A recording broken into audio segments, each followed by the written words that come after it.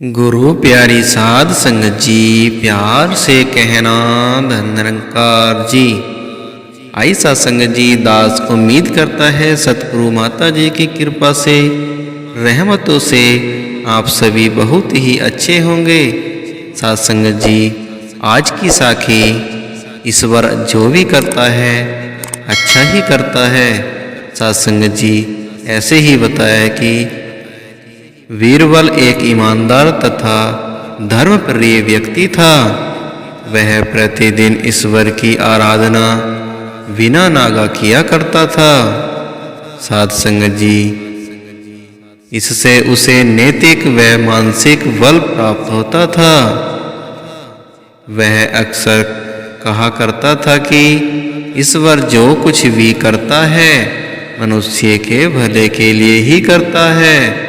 साध संगत जी, कभी कभी हमें ऐसा लगता है कि ईश्वर हम पर कृपा दृष्टि नहीं करता, लेकिन ऐसा होता नहीं। कभी कभी तो उसके वरदान को भी लोग साफ समझने की भूल कर बैठते हैं। साध संगत जी, वह हमको थोड़ी पीड़ा इसलिए देता है ताकि बड़ी पीड़ा से बच सके। सत्संग जी, एक दरबारी को बीरबल की ऐसी बातें पसंद न आती थी। एक दिन वही दरबारी दरबार में बीरबल को संबोधित करता हुआ बोला, देखो ईश्वर ने मेरे साथ क्या किया है। कल शाम को जब मैं जानवरों के लिए चारा काट रहा था तो अचानक मेरी छोटी उंगली कट गई। क्या अब भी तुम यही कहोगे कि ईश्वर ने मेरे लिए यह अच्छा किया। सत्संग जी, कुछ देर चुप रहने के बाद बोला बीरबल, मेरा अब भी यही विश्वास है, क्योंकि ईश्वर जो कुछ भी करता है मनुष्य के भले के ही लिए करता है। सत्संग जी, सुनकर वह दरबारी नाराज हो गया कि मेरी तो उंगली कट गई है और बीरबल को इसमें भी अच्छाई नजर आ रही है। मेरी पीड़ा तो जैसे कुछ भी नहीं। कुछ अन्य दरबारियों ने भी उसके सुर में सुर मिलाए।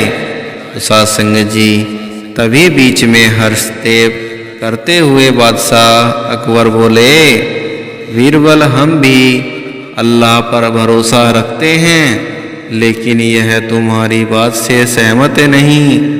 इस दरबारी के मामले में ऐसी कोई बात नहीं दिखाई देती जिसके लिए उसकी तारीफ की जाए। सत्संग जी, बीरबल मुस्कुराते हुए बोला, ठीक है, जहां पनाहे समय ही बताए। अब सत्संग जी, 3 महीने बीत चुके थे। वह दरबारी जिसकी उंगली कट गई थी घने जंगल में शिकार खेलने निकला हुआ था।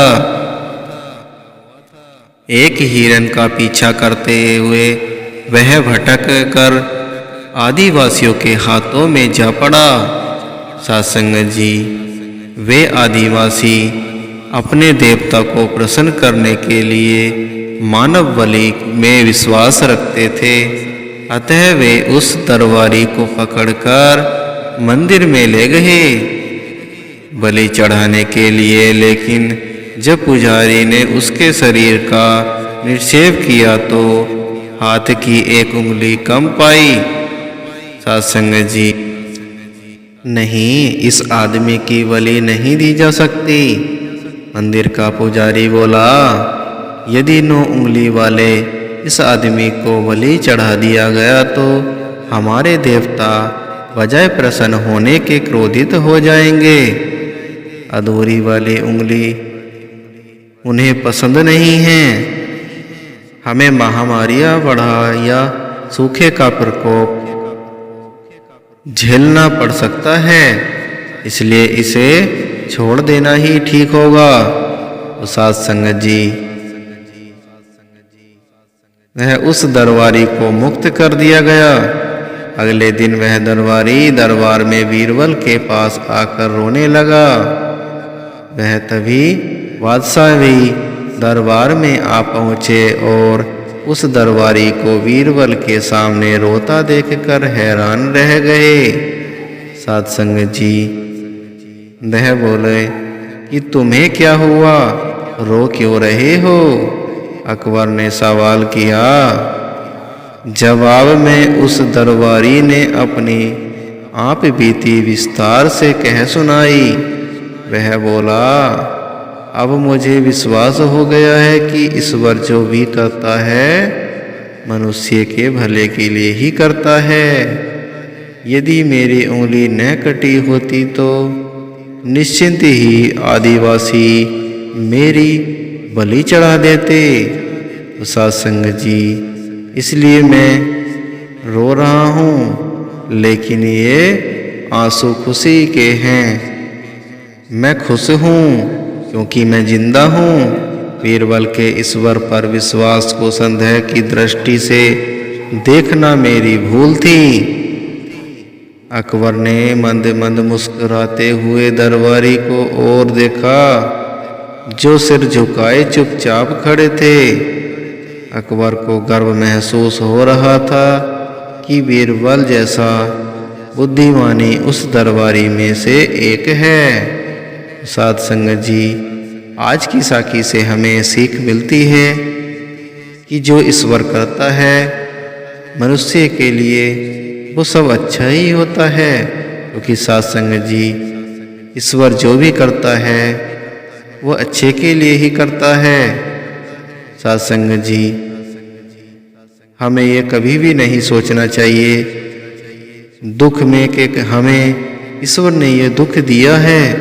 क्योंकि संतो, जो दुख देता है ईश्वर, वो बड़े दुख को काट कर छोटे दुख हमें प्राप्त मिलते हैं। तो साध संगत जी, जो ईश्वर करता है वो अच्छा ही करता है।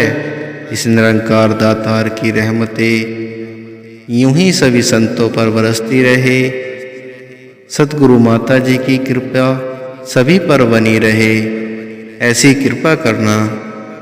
साध संगत जी, प्रेम से कहना, धन निरंकार जी।